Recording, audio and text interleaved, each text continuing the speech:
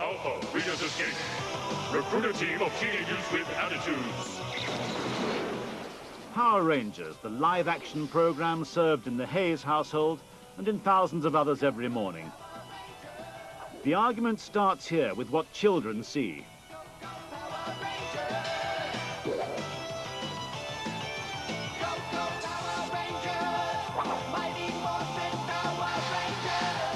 Power Rangers, screened twice a day before and after school on Sky, and on Saturday mornings on GMTV, is the latest junior battlefield between those who say screen violence matters and those who say it doesn't.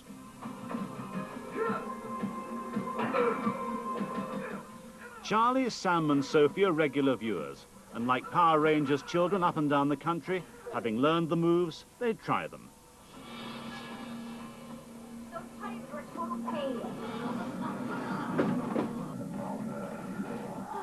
For children, it's exciting, but for parents, it's a worry.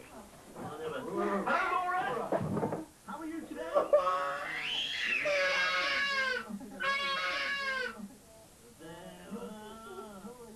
My son Sam, who's 6, he gets so into the film, he thinks he's one of them, Jason, and he just acts it all out, and you can only call him by that name. He just thinks he's him.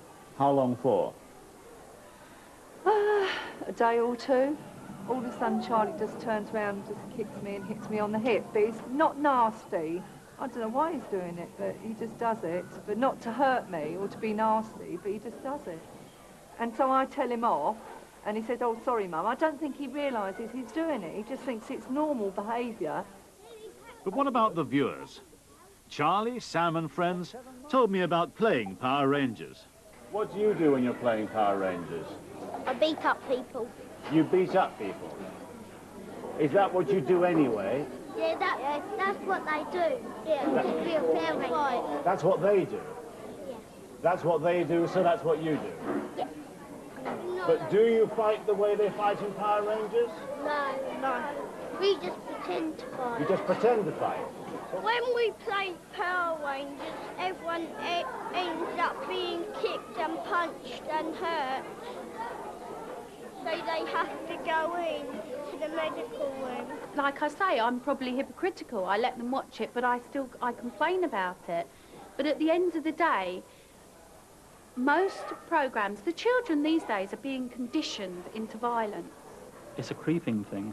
It gradually gets worse and worse, or more violent. And by watching it fairly frequently, it's just seems to erode, and you don't realise the sort of natural progression that's going on. What's it eroding? Sort of the natural tendency, or the tendencies that were there, for not fighting, for less of the violent behaviour. But the parents' concern isn't shared by British media researchers. Children are making clear distinctions between what they see as realistic violence and unrealistic violence.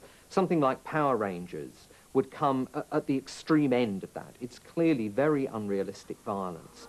A lot of the fictional violence that seems to provoke concern in this debate is also at that extreme end. It's something that most kids will perceive to be unrealistic. How should they know not to behave in that way themselves when it's being done by good characters who are getting away with it on television? Well, because children know very well from an extremely young age that violence causes pain. And they know that from being the victims of violence, as well as from causing it to other people. There's lasting influences on how they behave. But there's a school of American researchers led by developmental psychologist Professor Roel Huseman who take a different view. They have a long record of research into screen violence, and they believe that its effects upon children can't be dismissed. And no one is saying, for example, that media violence is the major cause of violence in our society. That would be ridiculous. What researchers are saying is it makes a significant... Over 2 decades, Huseman tracked hundreds of children and compared the development of those who watched lots of violent TV with those who didn't. Children learn almost everything by observing others. So it would be surprising if they did not learn from the people they see on TV or in the movies. So what happens is, as children are growing up, they're trying to learn how to behave socially. How should I behave? They see people on TV behaving in certain ways, and they try out those ways. If it works in their own life, then they do it more and more.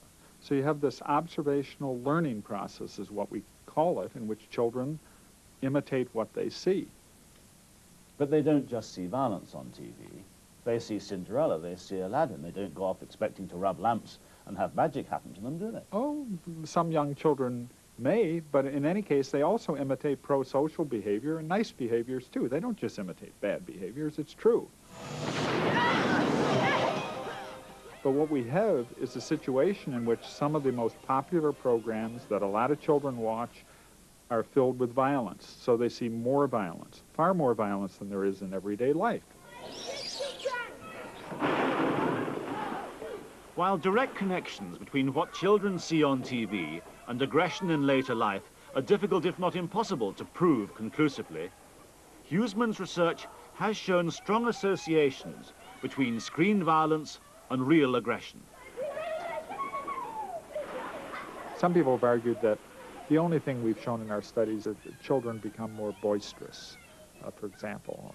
But in fact, what our studies really show is that as these children grow up, this boisterousness translates itself into daily occurrences that are really more antisocial, even though they may not get into crime statistics. For example, we're able to show that children who are, quote, more boisterous at age 8 more harshly punish their children physically when they become parents themselves, are more likely to be bad drivers, to drive very aggressively, are more likely to be arrested for drunk driving, for example.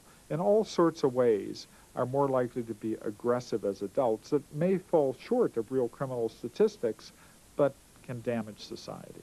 And fictional screen violence helped to do that? Oh, I have no doubt that fictional screen violence helped to do that.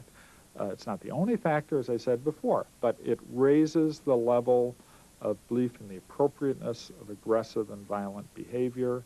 It raises people's beliefs that this is a mean world, a violent world, and it just makes aggression more acceptable.